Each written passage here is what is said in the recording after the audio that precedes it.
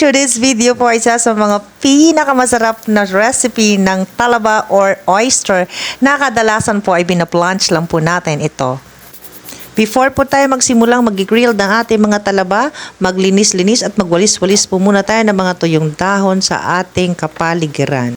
Todo brush po talaga ang aking ginagawa pag naglilinis po ako ng shell ng talaba at medyo maputik po talaga yan. Galing yan sa Barangay Quiajo ng President Rojas Capiz. At yan, nagpaano na po tayo ng kahoy para sa ating pagpa-plunge ng ating talaba at nakakamiss itong probinsya. Dito lang po yan nangyayari. Marami po akong tanglad, kaya okay lang naman na walang tanglad. Pero ito, ilalagyan ko po ng tanglad. Wala lang. Marami lang akong mga pananim na tanglad. Kaya lalagyan ko lang siya. O, diba? Isijiksik ko dyan sa may talaba ng sabaw. At itatapon na naman mo yan. Iba-blanch lang natin ng konti. At pagkakulungan ng mga talaba natin, ihahango na natin yan. Dahil pwede na po siyang buksan.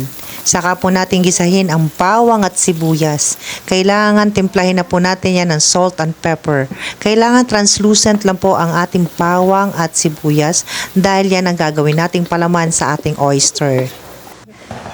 At pag nakita po nating translucent na ang ating bawang at sibuyas, hanguin na rin po natin yan at gagawing parang toppings or palaman sa ating mga talaba.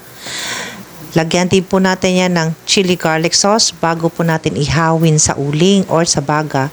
Lalagyan din natin yan ng mayonnaise. Diba? Napakasarap po ng itsura pa lang. At hindi pwedeng hindi natin yan matikman. Tikman po natin muna bago ang lahat na makatikim. Ako muna. O, diba? Dahil na mainit, hipan na muna natin yan. O, diba? Perfect. Sarap. Hindi pwedeng isang beses ka lang matitikim kasi parang hindi ka pa kontento sa isang beses na tikim. Tikim na natin ulit. Pangalawang tikim pa lang yan. O, hindi enough yung isa lang ang tikim. Chareto. O, diba? Sarap. O, palakpak. Ang galing. Yan po ang aming ulam for today. Our recipe for today is grilled talaba or oyster with garlic, chili sauce, and mayonnaise. At masarap i-partner yan sa garlic rice. Napaka-perfect ng combination.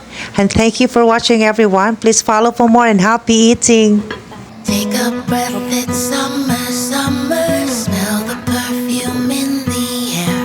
Loving how the days are longer. Sit out on the porch, dear. Tea is sweet like